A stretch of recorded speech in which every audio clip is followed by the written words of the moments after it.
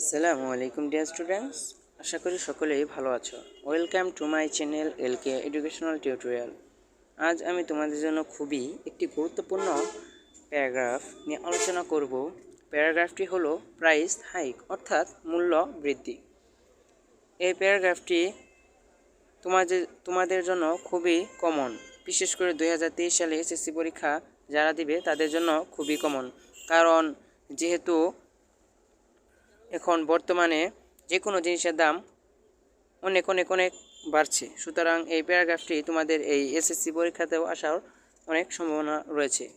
তো ভিডিওটি শুরু করার আগে সবার কাছে একটি রিকোয়েস্ট, যারা যারা আমার এই চ্যানেলটি এখনও সাবস্ক্রাইব করনি দয়া করে চ্যানেলটি সাবস্ক্রাইব করবে, আর ইতিমধ্যে যারা আমার এই চ্যানেলটি সাবস্ক্রাইব করেছো তাদেরকে অসংখ্য ধন্যবাদ। তো ভিডিওটি শুরু করি। প্রাইস হাই, মূল্য বৃদ্ধি। A price hike means an unusual increase in the prices of daily necessaries. মূল্য বৃদ্ধি মানে নিত্য প্রয়োজনীয় জিনিসপত্রের দাম অস্বাভাবিক বৃদ্ধি। Nowadays it is a common phenomenon in Bangladesh and the problem is getting worse day by day. বর্তমানে বাংলাদেশে এটি একটি সাধারণ ঘটনা এবং সমস্যা দিন দিন আরও খারাপ হচ্ছে।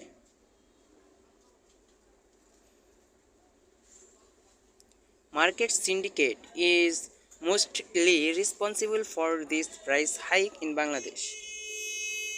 বাংলাদেশে এই মূল্যবৃদ্ধির জন্য মার্কেট সিন্ডিকেট বেশিরভাগই দায়ী।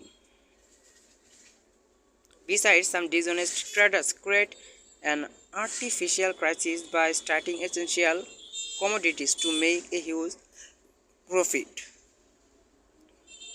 এছাড়া কিছু অসাধু ব্যবসায়ী মোটামুটি মুনাফা অর্জনের জন্য নিত্য প্রয়োজনীয় দ্রব্য বিক্রি শুরু করে কৃত্রিম সংকট তৈরি করে।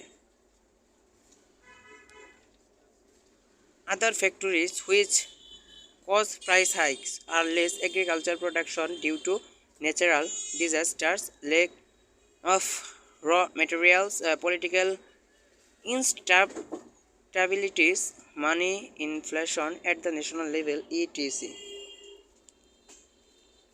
প্রাকৃতিক দুর্যোগ, কাঁচামালের অভাব, দ্রুত যোগাযোগের চাওয়া, রাজনৈতিক অস্থিতিশীলতা, জাতীয় পর্যায়ে মুদ্রাস্ফীতি ইত্যাদির কারণে মূল্যবৃদ্ধির কারণ অন্যান্য কারণগুলো থেকে কম এবং আরও অন্যান্য কারণগুলো হলো কম কৃষি উৎপাদন।